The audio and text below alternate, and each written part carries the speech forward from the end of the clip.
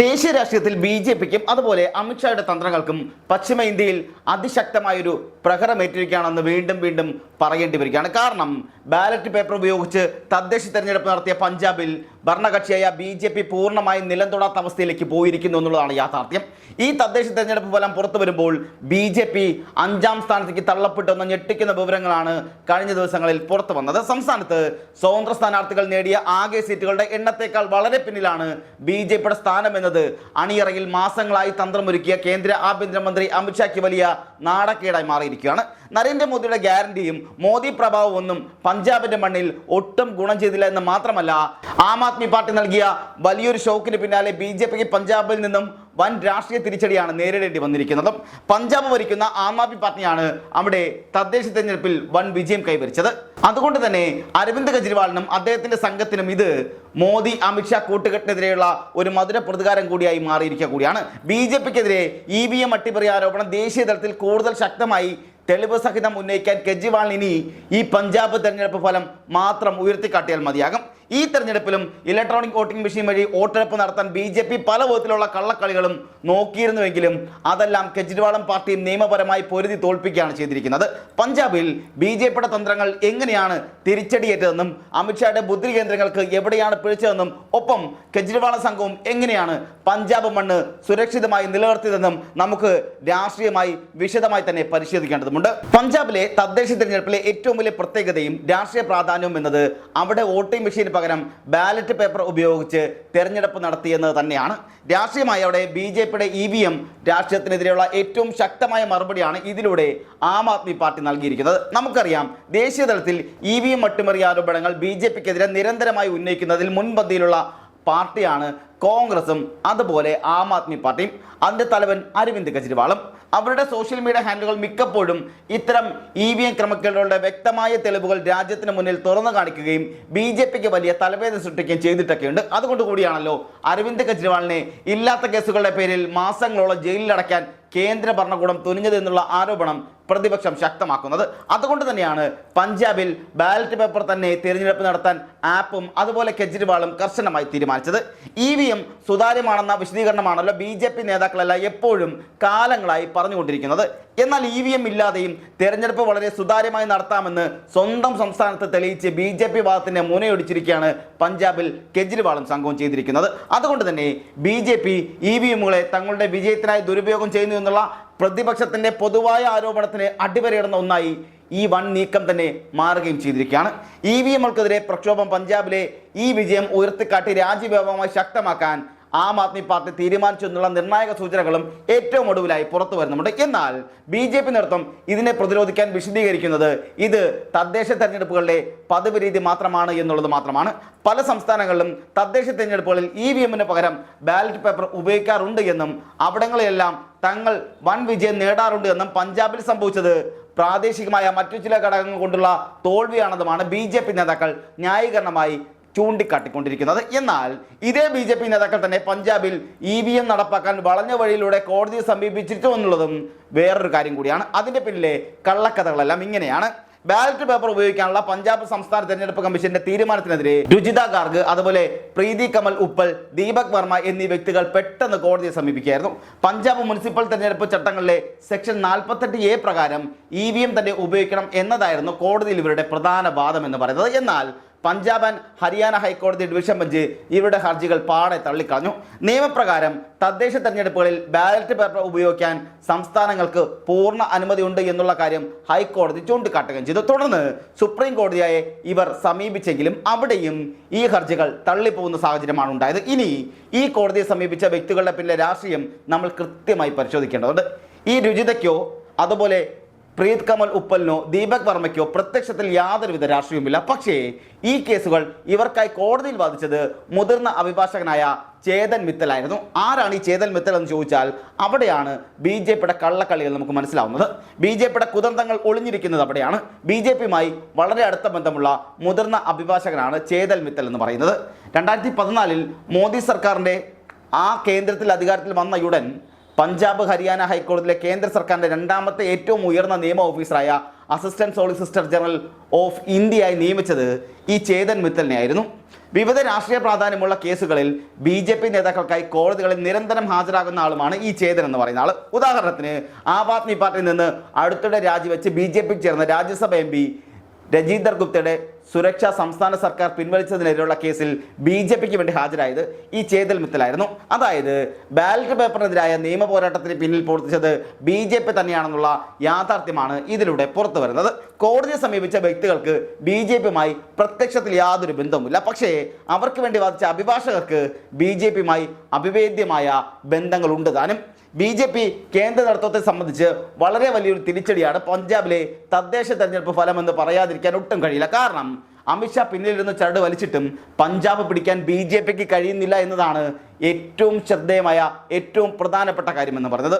തദ്ദേശ തെരഞ്ഞെടുപ്പിന് തൊട്ട് മുമ്പ് അമിത്ഷാ നേരിട്ടെത്തി ഉദ്ഘാടനം ചെയ്ത വലിയൊരു ബദലാവ് റാലി പഞ്ചാബിൽ നടന്നിരുന്നു. അതായത് മാറ്റം വേണം, എല്ലായിടത്തും മാറ്റം വേണം എന്നുള്ളതാണല്ലോ BJPയുടെ ഏറ്റവും പ്രധാനപ്പെട്ട മുദ്രാവാക്യം. അവിടെയും ആം ആദ്മി ഭരണത്തിനെതിരെ മാറ്റം വേണമെന്നുള്ള മുദ്രാവാക്യം ഉയർത്തിക്കൊണ്ട് ഒരു വലിയ റാലി തന്നെ സംഘടിപ്പിക്കുകയും ചെയ്തിരുന്നു. പഞ്ചാബിൽ നിന്നും ആപ്പിനെ പൂർണ്ണമായി തൂത്തുകളയണമെന്ന് അമിത്ഷാ ആ റാലിയിൽ ഒന്നടങ്കം ജനങ്ങളോട് അവിടെ വെച്ച് തന്നെ ആഹ്വാനം ചെയ്തുകൊണ്ടേയിരുന്നു. പക്ഷേ ആ ആഹ്വാനങ്ങളെല്ലാം പഞ്ചാബിലെ ജനങ്ങൾ പാടെ തള്ളിക്കളഞ്ഞു എന്നുള്ളതാണ് തദ്ദേശ തെരഞ്ഞെടുപ്പ് ഫലം കൃത്യമായി കാണിച്ചു തരുന്നത്. 2020 കർഷക സമരത്തിന്റെ പേരിൽ ശിരോമണി അകാലിദളുമായി സഖ്യം പിരിഞ്ഞതിന് ശേഷം പഞ്ചാബിൽ ഒറ്റയ്ക്ക് വലിയൊരു രാഷ്ട്രീയ ശക്തിയായി മാറാൻ BJPക്ക് പല വിധത്തിൽ ശ്രമിക്കുന്നുണ്ടെങ്കിലും അതൊന്നും ഗ്രൗണ്ടിൽ നടന്നിരുന്നില്ല. ഗ്രാമീണ മേഖലകളിൽ കർഷക സമരങ്ങളുടെ പശ്ചാത്തലത്തിൽ BJPക്കെതിരെ രൂപപ്പെട്ട ശക്തമായ ജനരോഷവും വെറുപ്പുമാണ് പാർട്ടി നേരിടുന്ന ഏറ്റവും വലിയ പ്രതിസന്ധി എന്നുള്ളതാണ് രാഷ്ട്രീയ നിരീക്ഷകർ പോലും വിലയിരുത്തുന്നത്. അതുകൊണ്ട് തന്നെ ഗ്രാമങ്ങളിൽ ശക്തമായൊരു സംഘടന സംവിധാനം ഉണ്ടാക്കാൻ BJPക്ക് ഇതുവരെ കഴിഞ്ഞിട്ടുമില്ല. നഗരമേഖലകളിൽ ചെറിയ രീതിയിലൊക്കെ സംഘടനാ സംവിധാനം ഉണ്ടെങ്കിലും പഞ്ചാബിന്റെ മനസ്സറിഞ്ഞ് നഗര വോട്ടർമാരെ സ്വാധീനിക്കാൻ BJPക്ക് കഴിയുന്നുമില്ല. അവിടെയും പ്രധാന പ്രശ്നമെന്ന് പറയുന്നത് ഈ കർഷക സമരവുമായി ബന്ധപ്പെട്ട BJPക്കെതിരെ പഞ്ചാബിൽ ഉടലെടുത്ത കർഷകരുടെ രോഷവും ദേഷ്യവും ഒക്കെ തന്നെയാണ്. അകാലിദളുമായി പിരിഞ്ഞതിന് ശേഷം നഗര വോട്ടർമാർ തങ്ങളെ വൻതോതിൽ പിന്തുണയ്ക്കുമെന്നാണ് BJP നേതാക്കൾ പലപ്പോഴും അവകാശപ്പെട്ടിരുന്നത്. ആം ആദ്മി പാർട്ടിയിൽ നിന്ന് പഞ്ചാബിലെ രാജ്യസഭാ എംപിമാരെ ഭീഷണിപ്പെടുത്തി സ്വാധീനിച്ചും തങ്ങളുടെ ഒപ്പം ചേർക്കാൻ കഴിഞ്ഞിരുന്നുവെങ്കിലും പഞ്ചാബിൽ പ്രാദേശികമായി ശക്തമായ അടുത്തിലുള്ള ഒരൊറ്റ പ്രാദേശിക നേതാവിനെ പോലും ഇതുവരെ കണ്ടെത്താൻ അമിത്ഷായുടെ ബുദ്ധി കേന്ദ്രങ്ങൾക്ക് കഴിഞ്ഞിട്ടില്ല എന്നുള്ളതാണ് BJPക്ക് വലിയ തിരിച്ചടിയായി അവിടെ നിൽക്കുന്ന പ്രധാനപ്പെട്ട കാര്യം.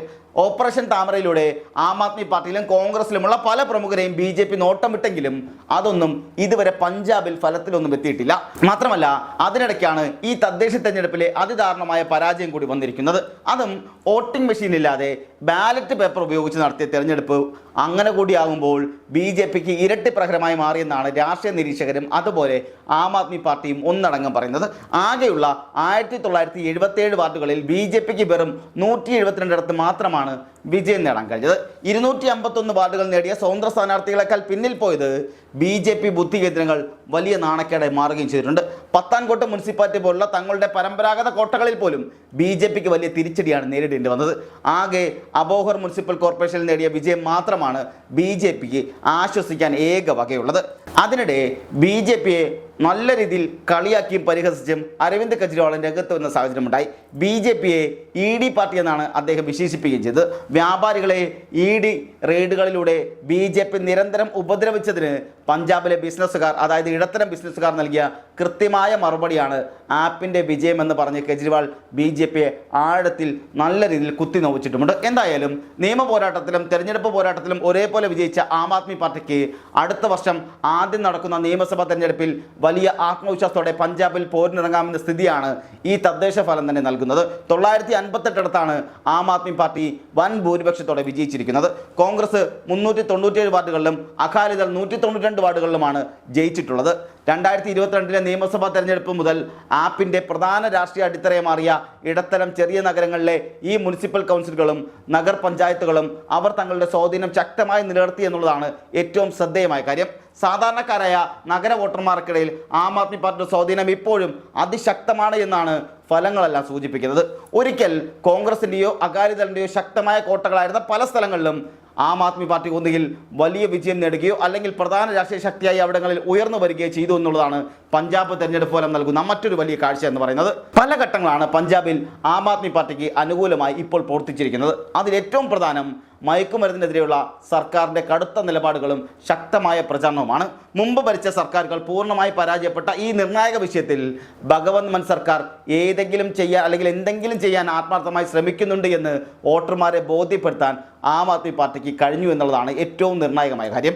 രണ്ടാമതായി, ജനക്ഷേമ പദ്ധതികളാണ് സർക്കാരിനെ തുണച്ചിരിക്കുന്നത്. സർക്കാരിൻ്റെ 10 ലക്ഷം രൂപയുടെ സൗജന്യ ആരോഗ്യ ഇൻഷുറൻസ് പദ്ധതിയും ആരോഗ്യരംഗത്തെ മറ്റു വിപ്ലവകരമായ പ്രഖ്യാപനങ്ങളും പാവപ്പെട്ട ജനങ്ങളെ വലിയ രീതിയിൽ സ്വാധീനിച്ചു എന്നാണ് ഈ തെരഞ്ഞെടുപ്പ് ഫലത്തിൻ്റെ പാറ്റേൺ തന്നെ കാണിക്കുന്നത്. സ്ത്രീകൾക്കുള്ള സാമ്പത്തിക സഹായ പദ്ധതി ഉൾപ്പെടെയുള്ള തെരഞ്ഞെടുപ്പ് വാഗ്ദാനങ്ങൾ കൃത്യമായി നടപ്പാക്കാൻ സർക്കാർ ശ്രമിക്കുന്നു എന്നതും രാഷ്ട്രീയമായി ആപ്പിന് വലിയ ഗുണം ചെയ്തിട്ടുമുണ്ട്. ഉൾപാർട്ടി തർക്കങ്ങളിലും ഭിന്നതകളിലും വലയുന്ന കോൺഗ്രസിന് ഇതിനിടയ്ക്കും ശ്രദ്ധേയമായ പ്രകടനം പഞ്ചാബിൽ കാഴ്ചവെക്കാൻ കഴിഞ്ഞു എന്നുള്ളതും അവരെ സംബന്ധിച്ചിടത്തോളം ആശ്വാസകരമായ കാര്യം തന്നെയാണ്. കപൂർത്തല കോർപ്പറേഷനിൽ 50-ൽ 31 വാർഡുകൾ നേടി കോൺഗ്രസ് മികച്ച ഭരണം കാഴ്ചവെക്കുകയും ചെയ്തു. പത്താൻകോട്ടിൽ 18 വാർഡുകളും ബട്ടാലയിൽ 14 വാർഡുകളും അവർക്ക് കിട്ടിയിട്ടുമുണ്ട്.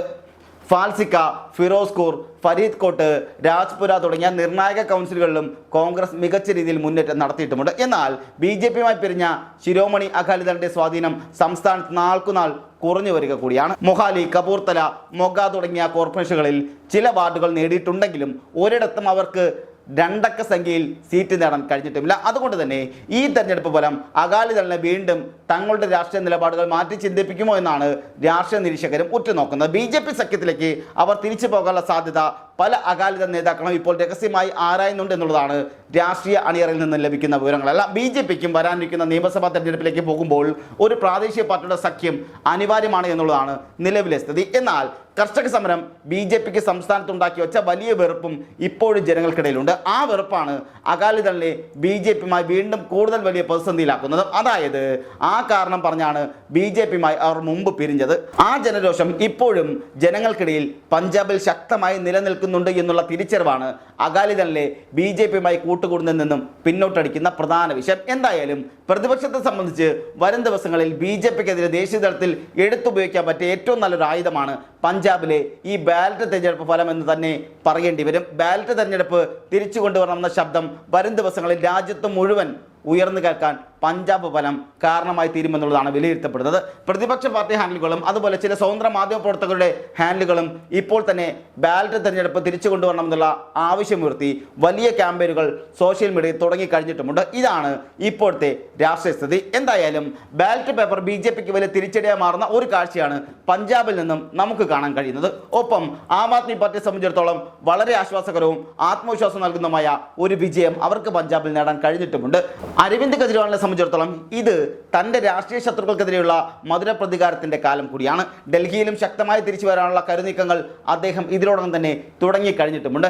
ജനങ്ങളിലേക്ക് നേരിട്ടിറങ്ങിയുള്ള ശക്തമായ സംഘടനാ പ്രവർത്തനങ്ങൾക്ക് ആം ആദ്മി പാർട്ടി കൂടുതൽ സമയം ചെലവഴിക്കുന്നു എന്ന റിപ്പോർട്ടുകളും ഇപ്പോഴിതാ പുറത്തു വന്നുകൊണ്ടിരിക്കുകയാണ്.